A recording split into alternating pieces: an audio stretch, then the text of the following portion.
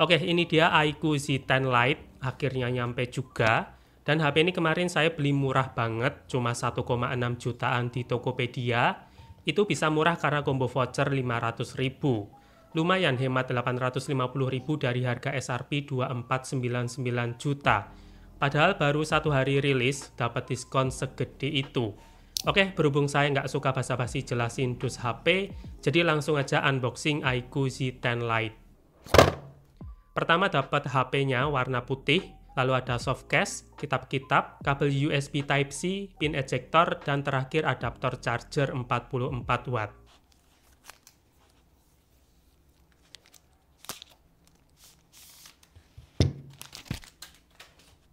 Oke, ini dia desain dari iQOO Z10 Lite.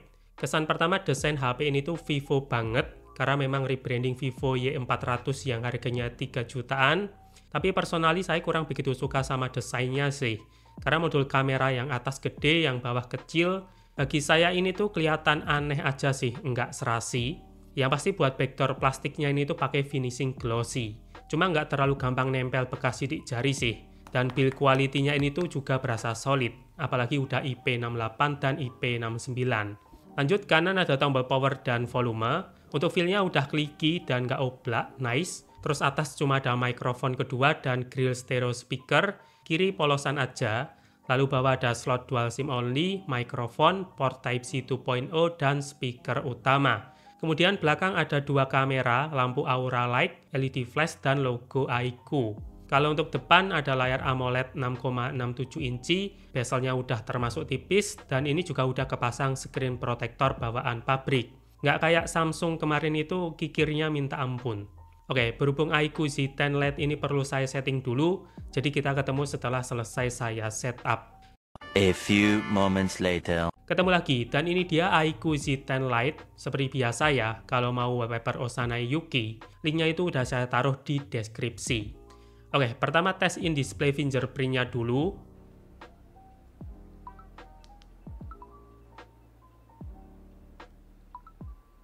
Ya, ini kecepatan scanningnya bukan yang paling cepat, kelihatan ada jeda dari transisi animasi, tapi buat akurasinya ini udah bagus. Sekarang lanjut ke spesifikasi iQOO Z10 Lite. Dia pakai SoC Snapdragon 685 2,8 GHz, fabrikasi 6 nanometer TSMC, dan GPU seri jadul Adreno 610 1260 MHz. Lalu untuk RAM 8 GB LPDDR4X, storage-nya ini saya beli yang 128 GB UFS 2.2, lalu baterainya 6000 mAh dengan fast charging 44 watt. Dan dia udah ada fitur pengangguran alias bypass charging. Sama HP ini juga ada cooling system dengan total luas area 40.000 mm persegi. Jadi seharusnya itu HP ini nggak gampang panas. Tapi saya tahu di komen bakal ada yang ngoceh soal Snapdragon 685, dan saya juga setuju sama sebagian ocehan kalian. Cuma kalau beli pas promo di bawah 2 juta, rasanya itu masih bisa diterima lah. Karena masih dapat layar cakep, baterainya badak, stereo speaker, dan sensornya lengkap. Tapi kalau di harga normal 2,5 juta, baru HP ini digas kompetitor langsung sesak nafas. Ya menurut saya sih, HP ini tuh nggak cocok ngincer market gaming. Walaupun pendapat saya itu bertolak belakang sama marketingnya iQOO ya, yang nyebut HP ini tuh performa kelas bikin gaming makin ngegas. Tapi saya tetap realistis, Snapdragon 685 ini tuh udah masuk klasifikasi chipset cupu. Bahkan nggak lebih baik daripada Helio G99. Saya mending ngomong apa adanya begini ya, ketimbang ngibul kayak pejabat. Next ke benchmark iQOO Z10 Lite. Antutu 10 dapat skor 369 ribuan. Kalau dibandingin Helio G200 jelas kalah. Kemudian untuk storage test ini dapat skor 60 ribuan, jadi kenceng. Nggak kayak Samsung kemarin ya, UFS 2.2-nya itu versi basic. Terus Geekbench 6, single core 468 poin, multicore di 1743 poin. Ya ini secara skor masih kalah daripada Helio G200. Sekalipun udah 2,8 GHz, tapi Cortex yang dipakai itu masih A73, belum A76. Kemudian CPU throttling test ini dapat stability 95%, jadi udah sangat bagus. Lalu untuk kelengkapan sensor, ini mayoritas udah lengkap. Ada auto brightness, magnetic sensor, gyroscope-nya hardware, dan ada NFC. Berikutnya ke layar iQOO Z10 Lite. Untuk panel AMOLED size 6,67 inci, resolusi udah Full HD+, kerapatan pixel 394 ppi, refresh rate 120 Hz, top sampling rate maksimal ini sampai 360 Hz. Terus untuk brightness ini diklaim sampai 1800 nit, multi-touch 10 jari, DRM Info Wideband L1, cuma untuk proteksi dia nggak disebutin spesifik, tapi seharusnya ada sih. Overall untuk kualitas menurut saya udah bagus ya. Warnanya kelihatan pekat dan enak buat dilihat, tapi untuk tuningannya ini tuh lebih ke arah kekuningan, tapi bukan kuningan Jawa Barat. Cuma semisal kurang cocok, di sini tuh masih ada fitur skema warna. Lalu untuk kualitas stereo speaker iQOO Z10 Lite, menurut saya kedengeran cempreng kayak Infinix Hot 60 Pro kemarin, tapi ya udahlah ya, untungnya itu saya beli murah. Kemudian untuk modul getar, ini tuh masih kasar.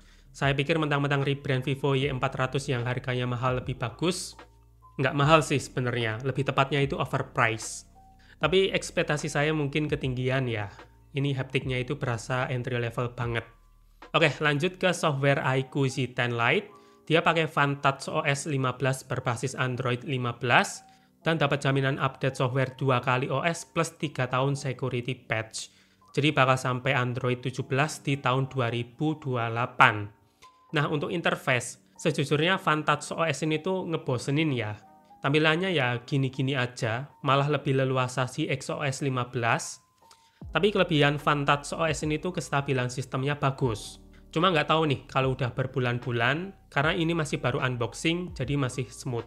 Setidaknya di sini ada fitur yang sering saya pakai, kayak split screen, floating window, dan double tap to wake to sleep. Terus untuk bloatware ini ada 10 aplikasi tambahan, dan masalah iklan, ini dari tadi muncul rekomendasi aplikasi, kadang game, kadang pinjol. Tapi ini nggak sebrutal iklan di HyperOS. Oh ya, untuk ring LED di belakang ini tuh ternyata bukan Aura Light ya, tapi ini LED notifikasi. Sekarang lanjut ke gaming test iQOO Z10 Lite. Pertama Genshin Impact, grafik low 30, overall di banyak skenario gameplay sering dapat di bawah 20 fps, dan sering banget kena frame drop atau lag.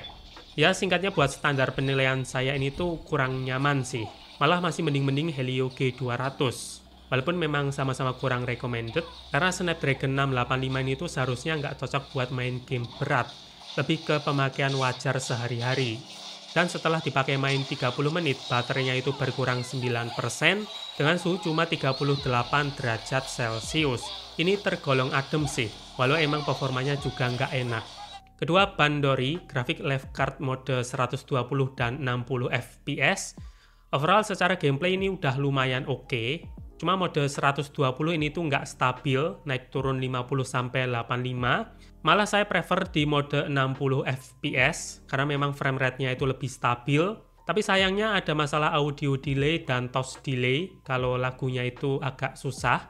Emang nggak sampai yang rusak gameplay sih, tapi cukup berasa. Dan setelah dipakai main 15 menit, baterainya itu berkurang 4% dengan suhu cuma 37 derajat Celcius. Ketiga, Mobile Legends, grafik ultra super alias 90 fps.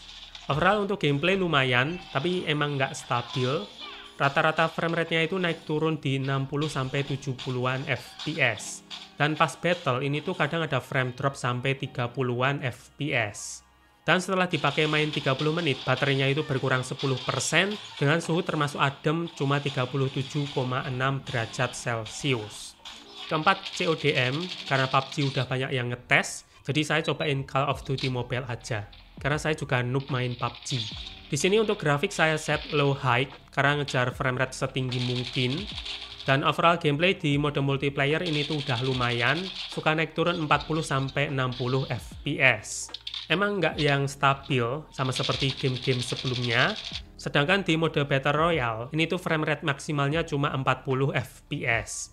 Tapi di mode ini tuh frame rate-nya malah lebih stabil. Walau frame drop dikit itu ada sih, tapi nggak sampai yang ganggu gameplay. Dan setelah dipakai main 30 menit, baterainya itu berkurang 9% dengan suhu lagi-lagi adem di 38,5 derajat Celcius. Dan udah sementara 4 game itu dulu ya. Untuk game lain ya nanti di video terpisah.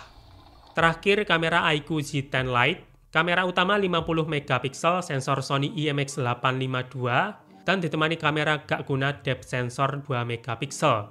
Sementara untuk kamera depan ini tuh cuma 8 megapiksel. Yang pasti untuk perekaman video kamera depan belakang ini tuh mentok di Full HD 30. Oke, untuk hasil karena masih video unboxing, bisa teman-teman nilai sendiri dulu.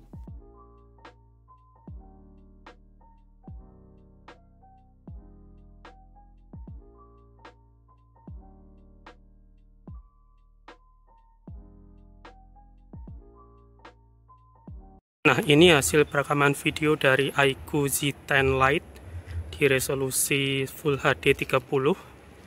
Karena memang resolusi tertingginya cuma segitu. Kalau untuk stabilisasi di preview nggak stabil sih. Apa mungkin habis ini ada processing ya? Kurang lebih kayak gini lah. Dia pakai buat jalan. Terus untuk tes fokus, oke.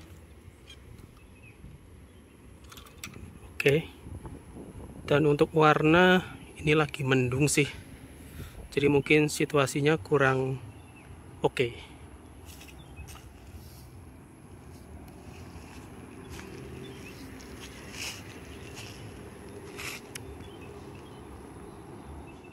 iQOO Z10 Lite ya sama seperti yang saya bilang di awal-awal video, motor Supra X lewat.